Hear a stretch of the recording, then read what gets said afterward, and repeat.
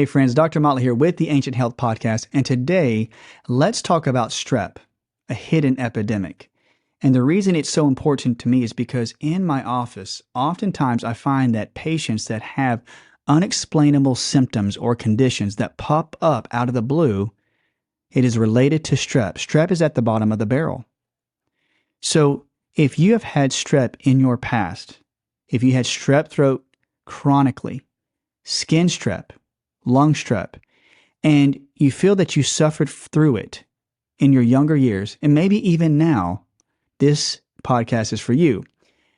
Because have you had in the last few years, or even recently, these unexplainable symptoms, such as a sore throat that pops up, a chronic sore throat, chronic coughing, swollen lymph nodes, swollen tonsils, swollen lymph nodes underneath the armpits, heart palpitations, basically a high heart rate that just happens, impetigo, or the skin conditions such as rashes or rashes around the chest or throat, night sweats, fevers, hormonal imbalances.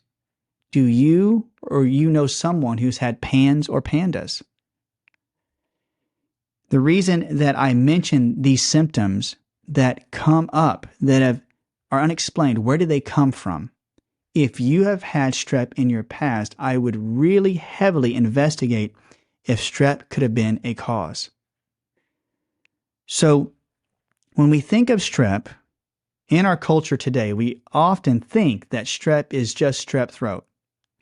I had strep throat when I was a child. I took an antibiotic and I got rid of it. And that was the end of it. However, I kept getting strep over and over and over again. But I took an antibiotic every single time to get rid of it. But that must have been a brand new form of strep. I don't believe so. Usually, from the research shown and what I've experienced in my office, is that strep gets very resistant to antibiotics.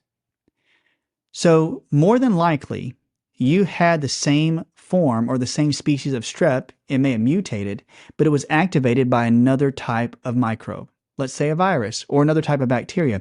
But the strep was growing so heavily in your body that all it needed was for your immune system to be decreased at a very low level, and that strep would be abounding. So you take the antibiotic to kill that top layer of strep off. All the while, it's smarter, and getting resistant to the antibiotics. So you kept getting strep, not a new form of strep, but an old strep that just kept building up strength over years, and years. So we're finding out today through research that there are many different forms of resistant type strep. Even Staphylococcus is very resistant. So what makes them resistant? It's their protein codes. You ever hear about a gram-positive bacteria or a gram-negative bacteria? Strep is a gram-positive bacteria. It's aerobic. Now, there may be different forms of strep that could be anaerobic, but from what I have read and what I've experienced is that when you have a bacteria that has this type of coating and they can live in an area where there is air, that can make them very resistant, very strong. So whenever a strep bacteria gets into the throat or gets into the lungs or gets underneath the skin, if it gets into the digestive tract, they have the ability to stick to those areas very, very securely because their coats, their protein coats, and the components of the internal membranes of their coating allows them to stick to the surface of organs. Now, a bacteria, whether it's aerobic or anaerobic, what that means is aerobic means that the bacteria can live in oxygen. And anaerobic means that they cannot live in the presence of oxygen. So if a bacteria can be very resistant, it can withstand oxygen. That means that any type of oxygen species placed on a microbe, it may have a chance to survive because it has the ability to survive in oxygen. So this can make many different types of microbes very resistant. Now, I want you to send me more information. If you are a microbiologist, if you guys study microbes and have more information about this, please send it my way because I love to keep learning and I love to have your input. Now, remember, they can stick to the surface of the organs. And when they have this coating, they're called adhesins. They're proteins that basically give them the ability to stick very hard like Velcro against the wall of the organ, and it's hard for them to be peeled away. All the while they are sitting in those organs, they are releasing toxicities. And those toxicities basically make their way into the organ, but also into the bloodstream. So as the strep is sitting there and cultivating, we in our diets start to eat more carbs or starches. Now, remember, bacteria and certain parasites and certain microbes, they rely on your metabolism to feed their metabolism. So different forms of simple sugars have been known to raise the amount of yeast and fungus and also to help the growth of certain types of bacteria. So where the strep hides out and your diet, depending if it's heavy carb or heavy starch or laden with many simple sugars, it could cause the strep to grow over time. Remember, high amounts of sugars or carbs plus toxic environments reduce your immune system. And that reduction of immune system allows the strep to stay in a dormant state. All the while, it's pooping in your body. It's creating toxic waste. There is a condition known as a silent carrier. And the silent carrier means that a person could have strep but not show the basic symptoms of strep, like a strep throat or being that cold symptom of coughing and sneezing, being that person that's around you that you're afraid to be around because I could get sick from them. Now, that is an active form of strep. But a silent carrier state means the person can walk around and they are acting normal, they breathe normal. You would never know that they have strep. But they could spread strep to you because they have high amounts of strep in their body. For example, I have a great patient, one of my best patients, and she was talking to me about her hormonal imbalances. And when I was doing my examination with Chinese medicine points and looking at the tongue, doing some kinesiology biofeedback testing, I would find that in her digestive tract and around the reproductive area, according to the pressure points and the active points in Chinese medicine, that there could be evidence of bacteria, strep. And her hormonal balance was going haywire for the last 2 years. They found Epstein-Barr virus in her body, but they were wondering, yes, with the Epstein-Barr virus, it could mess up many of the systems in her body, but why is it that now in her lower bowel, in this digestive area, she's getting chronic bloating, chronic gas, cramping, and now she's starting to see this imbalance, heavy imbalance in progesterone, estrogen, and testosterone. Well, I went in further to investigate. We asked her primary care doctor if there's any way that they would test for strep in any form, even old antibodies. And sure enough, we found out that she had strep, high levels of strep antibodies in her body, but she wasn't giving the overt signs and symptoms. She said, okay, doc, yes, I remember this. She never told me this before. I've known her for so many years. She said when she was younger, for the first 10 years of her life, she says she does not remember a day where she did not have a sore throat. Literally a sore throat. She said that she had strep so many times, over 4 to 5 times a year, that she had to take an antibiotic. And I believe she said within the span of 4 to 5 years that she had to take an antibiotic almost every single day.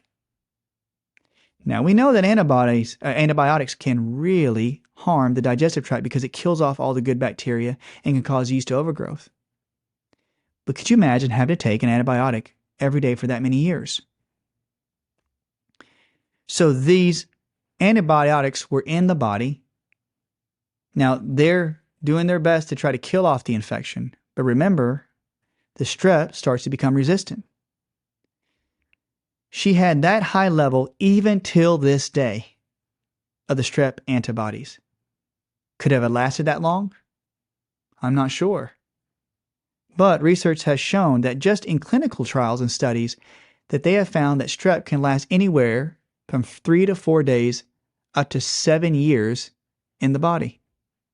If it's not necessarily looked for or treated, could it last much longer? Could it last for years? I believe, in my opinion, yes. This is not to cause fear or panic, but if you can imagine if a bacteria or a yeast or a parasite, what if they had a certain lifespan? Yes, so many days, so many months, so many years, and they die off. But what if an infection got so resistant to antibiotics and could adapt to the internal environment where it's warm, dark, it's damp, which is the lungs or the bladder, the digestive tract, and there was a constant influx of good starches and carbs and sugars to that microbe and to that body system, and there was yeast overgrowth, and there was a synergy between the infection like strep and the yeast, that the actual infection could keep thriving for many, many years. Can it go dormant? Well, apparently it can, because if a person could have strep when they're a kid in the first 10 years of life and they have high amounts of antibodies when they're in their 60s, how long does it last? We're seeing today in microbiology, if you study microbiology, we're seeing that there are so many resistant strains of bacteria, viruses, mold, yeast, and fungus, and even parasites. They learn to adapt, to live in symbiosis with your body so that they survive and thrive. So you have the bacteria with the adhesive proteins getting resistant to all the antibiotics, and now they are sticking around for years and years and years. And this patient, when we started to work on her strep, we put her on natural herbal antibiotics, and her primary care doctor worked with me. We started to use natural herbs, and then we started to look into the ways to clean up the yeast and candida that grew alongside of it. Then her B vitamin therapy, then her mineral intake started to work. Why? Because the strep, alongside some of the yeast and fungus, the candida, were building up these plaqued walls, these plaquing in her internal organs that were keeping her from absorbing her nutrients. Do you have a problem with absorbing nutrients? Do you have malabsorption? Do you find that your vitamin D levels are chronically low, even though you take tons of vitamin D? Do you have problems with B vitamin absorption or iron absorption? Do you have anemia? Strep, along with other infections, can create barriers from you absorbing those nutrients. Strep is so severe that when we talk about anemia, this is for instance, if you've had anemia, unexplainable anemia, iron levels that are not high enough, your hemoglobin, the protein that binds to the iron, is also out of whack. Why would that happen? Why would it happen all of a sudden right now? Doctors can't give me an explanation. I have no idea why this is happening now. My skin doesn't look like it has a full color. I look pale. My joints hurt. My hair's starting to fall out. I actually feel like my heart is beating harder because I don't feel like I'm getting enough oxygen. I'm having palpitations. I'm having these different pulse rates in my body. My blood pressure is spiking up and down. If you've had strep in the past, please look into it. Why? Strep, alongside other infections like parasites like Babesia or yeast candida, act as blood parasites. That means that they can wiggle their way into your blood cells and feed off the proteins and the iron and the components of your red blood cells. And when they do, what do? They grow. They grow and they multiply, and eventually they'll pop open those red blood cells. They spread to other red blood cells. So you start to see that they act as blood parasites. They can keep your red blood cells from maturing, and this would cause you to not absorb iron or attach to iron in the red blood cell and then attach to oxygen. So what does the heart do when it can't get enough oxygen? It beats harder. It tries to pump as much blood as it can through its tissue so that it can gain all the oxygen it can. And the lungs will want to absorb oxygen, so your breath rate, your respiration rate will change. So if you have strep in the blood, in the heart, in the lungs, in the digestive tract, it could lead to anemia-type symptoms. It could lead to that shallow breath. It could lead to a pulse rate, a heart rate that's imbalanced. Why do I say this? Because we often see patients that come in and say, I've been to the pulmonologist for my lungs. I've gone to the cardiologist. And this is no dig or no discredit to any of the doctors that are out there that do cardiology or pulmonology. But I'm saying that when there is not an explanation, the strep is not looked at as something that could cause these conditions. But according to microbiology and the research, it definitely can have an effect on these organs. If you think about the avenue of how they get into the organs, you can breathe in strep. Strep can get in the lungs, strep pneumonia.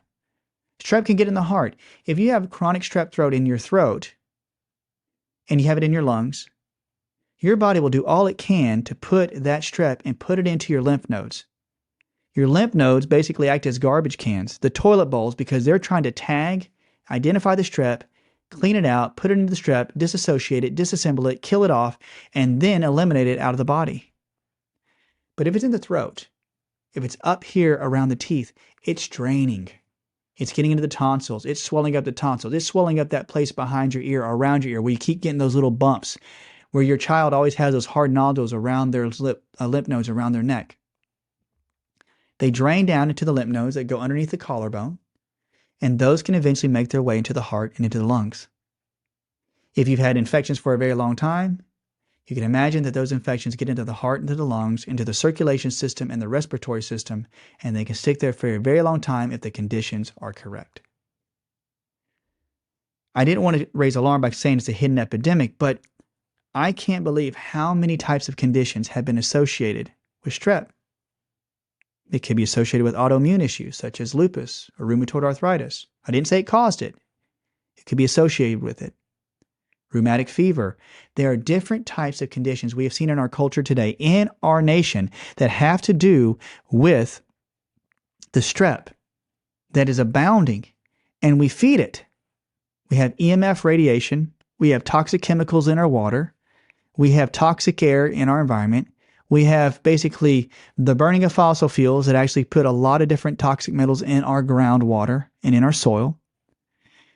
We have all this combination plus the toxic emotions, and we have strep, which is a normal part of our large intestine. You have streptococcus mitis or mutans. You have strep pneumonia. You have different types of strep that have their place in our culture, in our world, in our bodies. They hang around in the large intestine. But they can make their way from the external, internally. They can make their way from their digestive tract, the colon, up into the small intestine, known as SIBO.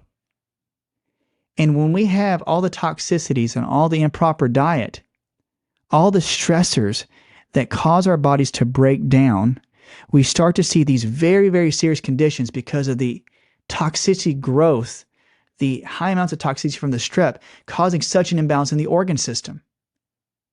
What if, when the strep overgrows, then not only does it get into the heart or into the lungs, but it gets into the brain, into the brainstem?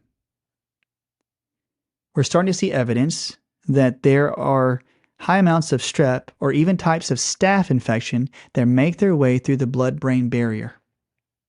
Toxic chemicals and heavy metals, even high amounts of bacteria and even Lyme disease, different types of conditions can make their way through the blood-brain barrier. And when these infections get into the blood-brain barrier, they cause swelling and inflammation.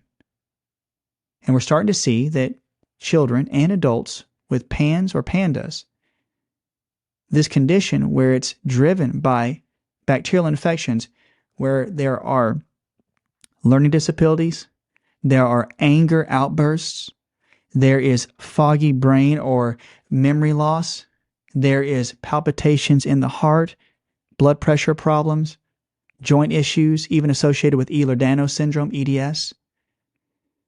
And there's basically cognitive dysfunction, dissociations, chronic ear congestion, chronic headaches, migraines, hair loss, sweats, hormonal imbalances that lead to dysfunction in serotonin and dopamine.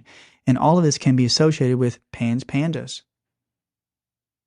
Why is the body weakening down so much that the strep or the staph or any microbe can make their way into your body, and to break it down to the point where it can be so resistant to the drugs and medications and the things we have in our culture today that it can withstand it and keep thriving?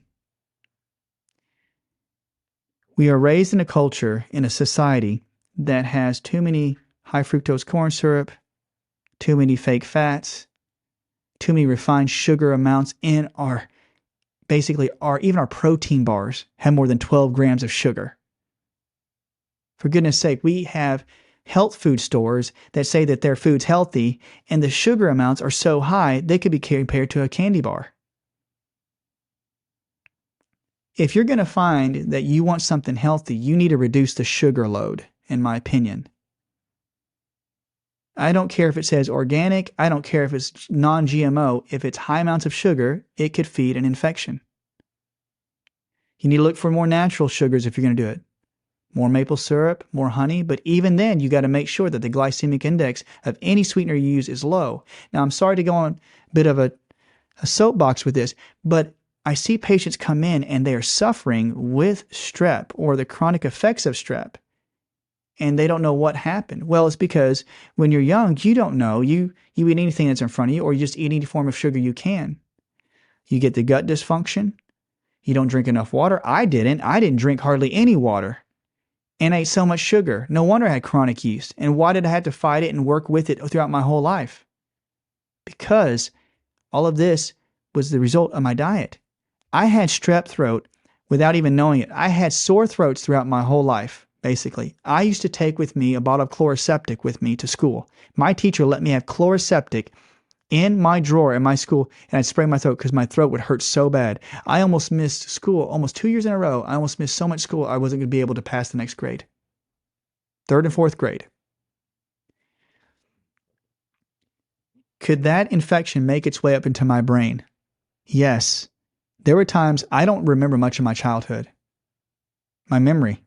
I had so much yeast and so much strep. And now I know why. So if you find that you suffer from the conditions or the symptoms that I'm talking about, and you don't know why it comes up, but if you find out that you have a sore throat that comes up out of the blue, and you're like, this happens all the time. I get a runny nose all the time. My eyes had this gunk, or I have basically this rash that pops up on my throat. I mean, so many times out of the year. I'm starting to get allergies, chronic sinusitis. Please get strep checked for. Get the strep checked for. You can do it by doing a blood test to find out if you have antibodies to strep. You can do it in a fecal test to see if there's overgrowth of strep in your feces or in your digestive tract. There's a great lab that I love to use, MicroGenDx. MicroGenDx. MicroGenDx. They're out of Texas. You can contact them and you can give them fluid samples. It could be snot. It could be body fluid. It could be any type of urine. You can actually do a fecal test. You name it, they will test it for over 50,000 different types of species of bacteria. You can send that to them. When you go to a normal lab, they may not test for all the species of strep. But you want to test for them. Why? Because you could have 3 different forms of strep at the highest level. In fact, it's happened with many of my patients. They've gone, they said, oh, I don't have any strep. Doc, I don't have strep. They said I didn't. For my indications, they did. I said, well, go to MicroGenDx or go to Vibrant Wellness. And I'm going to send, with the show notes, I'm going to show you all the labs I like to use for different types of infection. They sent it off and found out they had 4 different types of strep. They were in such high levels, the lab was even impressed, saying, you have a very, very heavy case of strep. The lights turned on. They went, that is why I've had this brain fog, this condition for so many years.